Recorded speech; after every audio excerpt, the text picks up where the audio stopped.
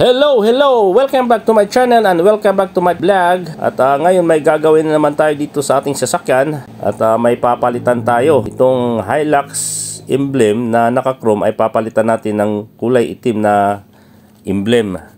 At ito namang dito sa side na to ay papalitan natin, gagawin natin kulay itim. Matte black lahat. So since naka 3 years na yan, change color tayo. At ito ay na-order ko sa online shop. 3 piraso ng Hilux emblem na kulay matte black. Kung makikita nyo, ang kailangan natin is itong dental floss at itong anti-rust remover at itong Plastidip. Itong Plastidip naman ay papakita ko sa ibang video naman to. Pipinturahan natin ng kulay itim ang tailgate handle. Kung makikita nyo, 3 piraso lang na Hilux emblem ang in-order ko dahil 3 lang din naman ang nasa sasakyan, isa lang ang sukat. At ito ay nasa right side, ito, ayan. At yung isa naman ay nandoon sa kabilang side. Ang next nating gawin ay lilinisan muna natin itong area kung saan nakadikit itong lumang emblem at patuyuin. Ang next na gagawin natin is isprehan natin ng W40 or anti-rust remover para magiging malambot siya. Yan ang preparatory move bago natin gamitan ng dental floss. Antayin muna lang natin, palipasin muna natin ng mga ilang minuto bago natin baklasin at hatakin. While nagantay tayo ng ilang minuto, isprehan na rin natin yung magkabilang side ng sasakyan kung saan nandoon yung naka-stock na Hilux emblem. At pagkatapos nito ay gagamitan na natin ng dental floss. Nasa mga kalahating metro lang, at least may distansya para hindi naman masyadong masakit sa kamay pag in-applyan natin ng hatak, ano? Ayan. So umpisa lang sa gilid, ayan. Tapos up and down ng movement. Dahan-dahan lang, kunting tiyaga lang dahil napakalakas ang kapit niyan dahil ang ginamit niyan ay still yung stock adhesive na double-sided tape.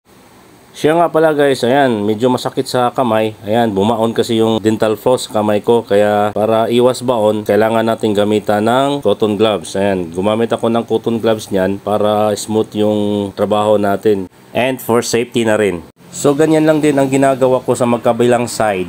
At parehas lang ang sequence at ang procedure. At pagkatapos niyan ay once na baklas na yan, lilinisan natin yan at pupunasan natin ng wipes bago natin idikit yung nabili natin na emblem.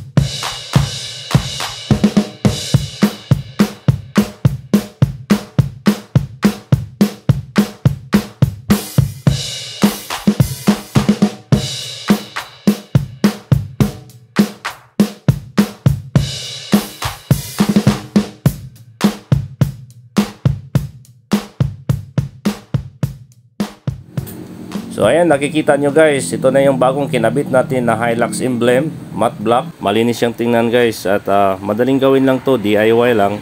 Ang pinaka-importante sa lahat is magkasing sukat lang yung bibilhin nyo na emblem sa online shops. Ilalagay ko dito yung link kung saan ko to nabili itong Hilux na matte black. At ang next vlog ko pala, next video is ito, papakita ko yung paano ginawa yung pagpintura dito sa may tailgate handle at yung Toyota emblem kasi wala akong nahanap na parehas na size sa online shops. Naway nagustuhan nyo tong video na ito at don't forget to like, share, and subscribe to my YouTube channel at hanggang sa mga susunod na vlog, maraming salamat po.